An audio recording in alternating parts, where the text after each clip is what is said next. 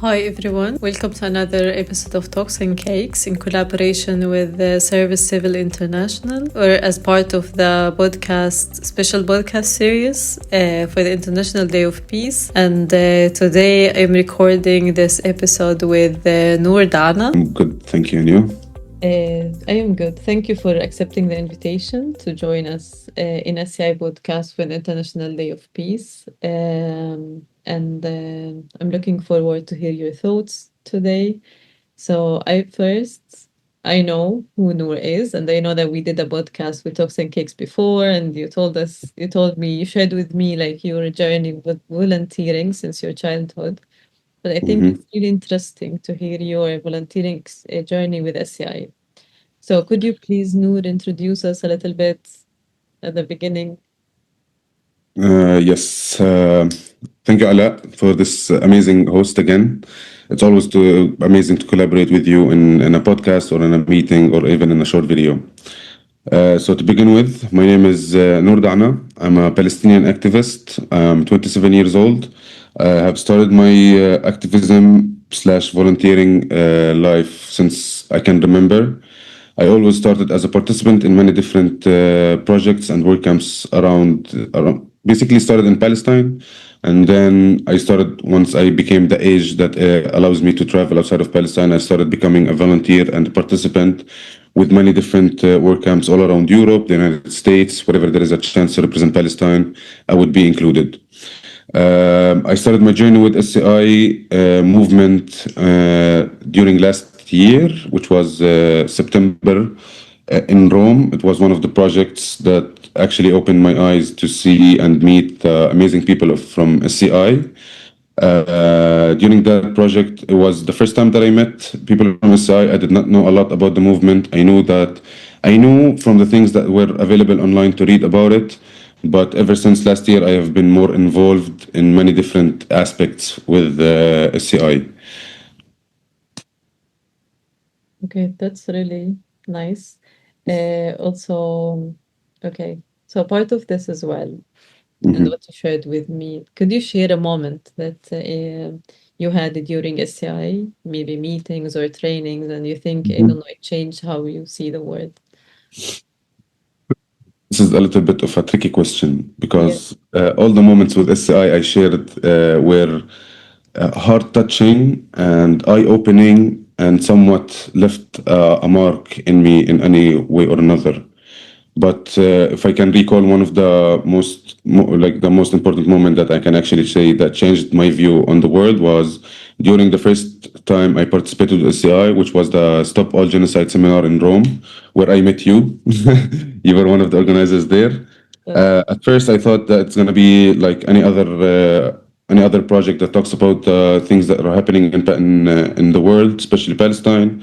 And as a Palestinian, I always think that talking about Palestine would not take us a step forward or see any results. But after participating in the seminar, I actually realized that the people who were participants in the work on the project had the same beliefs and ideas and the ideology as me, which made me see some change. Actually, seeing people fighting for my cause, which is the Palestinian cause, from different nationalities and a diverse group, gave me hope actually. And I've seen the motivation they work in, and I've seen the courage that they have.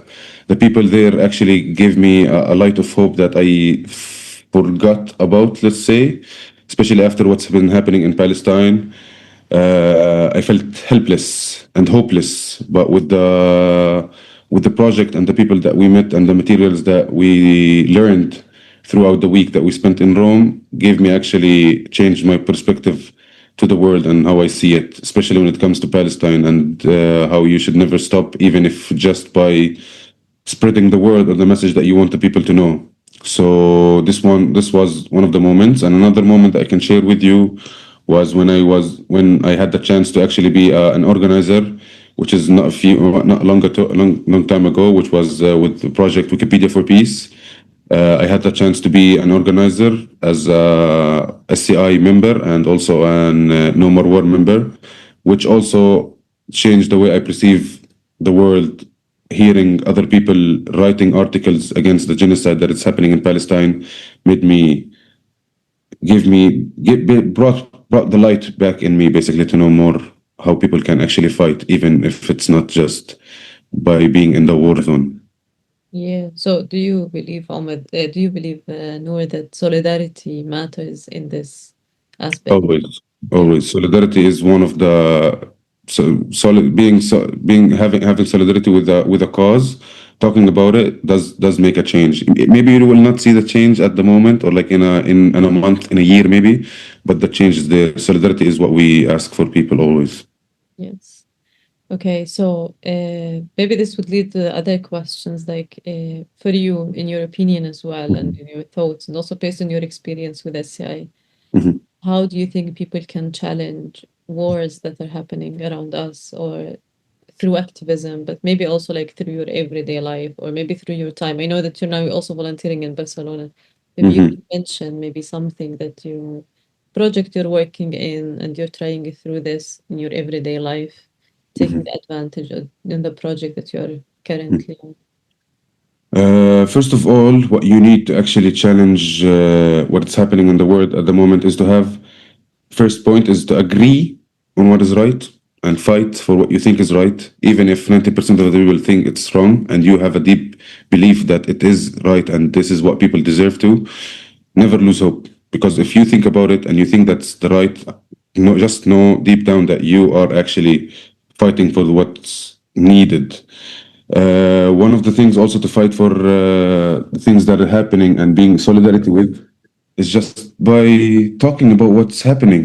Make sure that you make your message spread to the right audience. Don't try to change people's opinions. We don't want, if someone is stuck and with one idea or an opinion, let it be. We don't want that. We want people who would understand what your point is. We don't, even if they don't change your mind, as long as you made sure that your message is delivered to the right people, then you're doing 90% of what other people are not doing, especially when it comes to the governments. Now, at the moment, the governments are attacking activism and attacking people who are standing for what's right. I mean, how much can they attack their own people? Let's Yeah. see in Germany, for example. Let's see in half of Europe now, people are going into protests against the governments where and doing what the governments are not doing. So having that chance and the courage to actually go in the streets and shout "Free Palestine," this will make a change, especially in Catalonia. Now, I've been living in Catalonia for the past year, and I've been doing a lot of things that can help Palestine.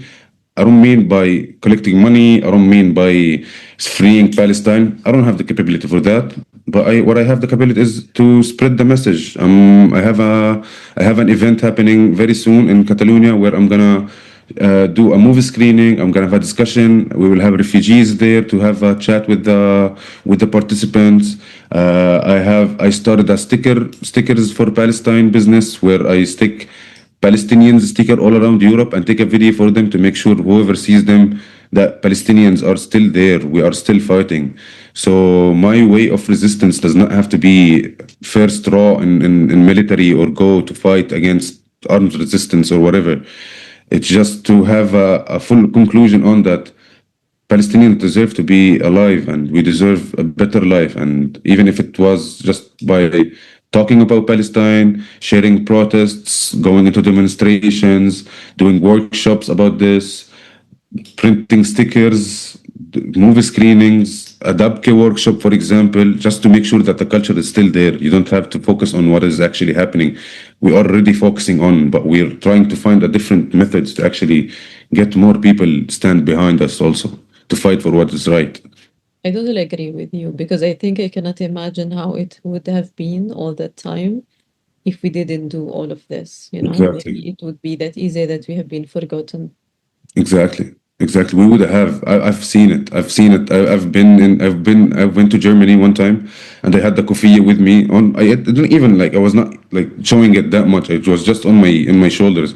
A police came to me and told me like, you either take it or you go. And I've seen the support from the group that I was in. Like, don't do it. Don't do it. You can wear your kofia as much as you want. And seeing this made me actually feel like, okay, there's some people who actually, okay, want to have my back and will fight for the right cause like me.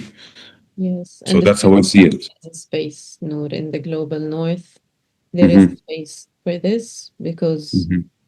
Hmm. they are not under colonization. People under colonization, they really don't have the space to this. And I said, like, Exactly. so yeah, actually, you just mentioned really like different roles that people in the global north can do in order to keep all the causes uh, Hmm. alive, you know, like not for this to be forgotten. But okay, do you have any other ideas, maybe like how people in volunteers or like projects and work camps and this, they could support people in colonized places or occupied They countries? can. There is a lot of ways that I can think about how volunteers can actually help. Basically, starting by getting more information about what's happening. Sit with more Palestinians around you. Surround yourself with people who are actually have the right information. Do not follow the propaganda that is all over the media. You can, I mean, even if you believe the propaganda, the Israel propaganda, and you believe the wrong information, give a chance to the other people to explain themselves also. If you want to stand with one side, how about you hear to the other side? You know, you can. I mean, you can hear, you can read, you can research your own research, but also talk with people who are actually affected from that. I'm pretty sure wherever you are, whoever is listening to this, if you walk in the streets, you will find Palestinian refugees. Invite them for a coffee, sit with them in the street, ask them questions about their life. I'm pretty sure you will hear things that you will never hear in the news. That's the people who actually go for to actually get your research done correctly. If you can do something about it, whenever you go to a project, whenever you work, whenever you participate in a work camp, talk about Palestine in your break, in your coffee break, during a social activity on your open space. Show a movie, let people discuss what they want to do, include the people who are supposed to be included. We don't want all the people talking about the same the same mentality. Try to get outside of the box, bring ideas from outside so you can actually know what to do. Fight for what is right. Design a sticker, write a poem for Palestine, start your own campaign in your own school, your own community. These things, that exactly what happens. This is what can bring help for We us. mobilized millions and millions of people around all over the world just through these actions, you know? Like, Exactly. I hate when I hear someone says that I cannot do anything for Palestine. No, you can. There is nothing. You no, always have something to do for Palestine. yeah, like if you see Palestinian, take care of that Palestinian. Like, Exactly. Go visit Palestine. Palestine is safe. Nobody's. We are in war, but go see it with your own eyes. Go visit Palestine. travel is still possible, entry is still possible, Exactly. areas are safe to travel through. Yeah, like Exactly. be there, experience, witness that. Exactly. Support the If you people who are there, really support their resilience. Exactly. I'm sure if you search online, you will find a lot of GoFundMe pages. If you don't want to donate directly to the GoFundMe, talk with the talk with the people with the person who published it. Ask him how is he doing? Why is he doing this GoFundMe? Write your own story about it. You don't have to follow what is it on the internet. You can find different ways to actually do your activism or be peaceful towards Palestinians. All of these are actions that actually like necessary for peace activists, you know, like Exactly. really. Exactly. So if you could teach the world one lesson from your work, what would it be and who most needs to hear it? If I could teach the world one lesson, never say that it's impossible to do something. Never say that my hands are tied. Governments are doing, but what can I do if my government and we don't care. If you enter a room and you speak, if you enter a room with 100 people inside of it, and you said your story, and out of the 200, two people agreed with you, that's more than enough. We're not looking for people to change their minds. We want actual moral people who believe in humanity, human basic rights, who see the word as everybody sees it, the truth, basically. If Yeah. I want to teach you a lesson, never stop talking about Palestine. Peace is always an answer, trust me, but you have to fight for what is right, and also who Definitely. needs to hear it, whoever is listening to this video podcast, whoever is listening, watching this, I know you can. I know you have the eligibility to actually have to a change. Me, I'm Palestinian. I'm locked. My hands are in handcuffs. I cannot do anything. So if you're listening to this, Go into the streets, shout free Palestine, and let people ask questions, and go meet the actual people and surround yourself with the people that you want to be surrounded with. Because trust me, I thought for the past 2 years, I thought that I'm not gonna find my people. I will not find the people who actually agree with me. But guess what? After SCI, I've met the community that I want to be included in, and I'm trying to actually stay longer and get my activism and share my thoughts and ideas with the right people who actually show me support for my work. So yeah, never say it's impossible and keep going, keep fighting for what is right.